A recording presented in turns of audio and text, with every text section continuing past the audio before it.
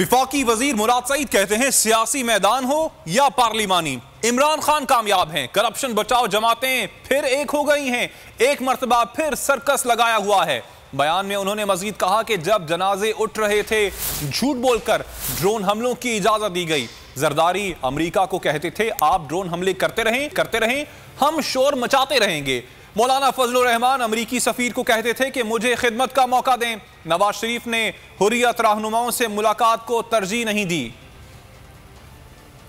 चाहे पार्लियामान के अंदर हो, पाकिस्तान को ब्लैक लिस्ट से बचाने के लिए फैटअप की कानून साजी हो, चाहे इलेक्ट्रॉनिक के लिए कानून साजी हो, चाहे बजट पास करना हो, चाहे अवामी मफाद के दूसरे कानून साजी हो, वो भी पार्लियामेंट से इनके शोर शराबे उन सब को शिकस्त हुई। ये तमाम जो करप्शन बचाओ मुहिम वाली जमातें हैं, ये इस वक्त ये कह रही है कि जब दुनिया में कीमतें बढ़ रही है तो इमरान खान ने अवाम के लिए कीमतें क्यों कम कर दी। और अब एक दफा फिर इन्होंने सर्कस लगाया हुआ है। 9/11 में कोई पाकिस्तानी मुलविस नहीं था, दहशतगर्दी का शिकार भी हम थे, दहशतगर्दी का इल्जाम भी हमारे ऊपर था, लेकिन हमारे हुक्मरान पूरी कौम से झूठ बोलते रहे। यहाँ पे पाकिस्तानी कौम के ऊपर जो पैसा लगना था, पाकिस्तानी कौम का वो पैसा चुरा के इस्तेमाल किया गया। और फजलुर रहमान यहाँ पे हमेशा नारा लगाता था कि गो अमेरिका गो, लेकिन अमेरिकन सफीर एन पेट्रिसन से मुलाकात करते हुए कहता है कि मुझे खिदमत का मौका दे। नवाज शरीफ वजीर आजम बना